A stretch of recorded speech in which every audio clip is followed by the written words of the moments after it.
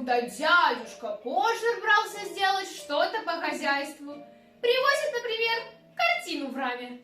И дядя Поджер говорит: «Ну, это уж предоставьте мне». Тут он снимает пиджак и берется за работу. Он посылает горничную купить на 6 пенсов гвоздей, а следом за ней одного из мальчиков, чтобы передать, какого размера должны быть гвозди. С этого момента дядя Поджер всерьез берется за работу и не успокаивается, пока не поставит на ноги весь дом. «Ну-ка, Уилл, разыщи мне молоток. Том, тащи линейку. Принесите кто-нибудь стремянку, а лучше заодно и стул. Мария, никуда не уходи. Нужно, чтобы кто-то мне посветил. Когда вернется горничная, пусть снова сбегает и купит моток шнура. А Том? А где же Том?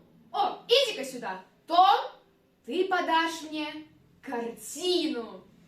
Тут он поднимает картину и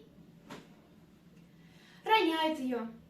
И она вылетает из рамы, и он пытается спасти стекло, порезав при этом руку, и начинает метаться по комнате в поисках носового платка. Носового платка найти он не может, потому что носовой платок лежит в кармане пиджака.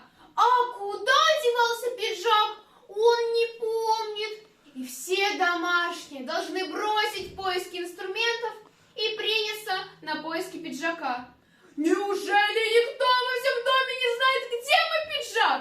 Честное слово, никогда в жизни не встречал такого сборища ротозеев.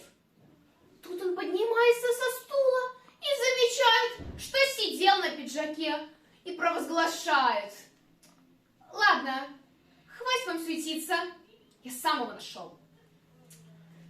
Но вот через каких-нибудь полчаса перевязан палец, и добыто новое стекло, и принесены и стремянка, и стул, и свечи, и дядя готов снова приняться за дело.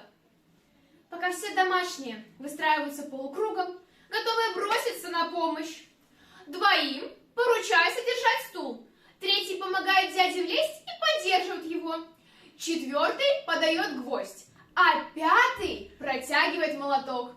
И дядя берет гвоздь и молоток и замечает, что потерял отметку, сделанную на стене, куда он должен вбить гвоздь. И вот дядя наконец делает нужную отметку и берет гвоздь в левую руку, а в правую берет молоток и при первом ударе расшибает себе большой палец и роняет молоток кому-то на ногу. При втором ударе весь гвоздь и половина молотка уходят в штукатурку. К полуночи картина водружена на место. Правда, очень криво и ненадежно, и стена выглядит так, как будто по ней полили картечью, и все домашние валятся с ног,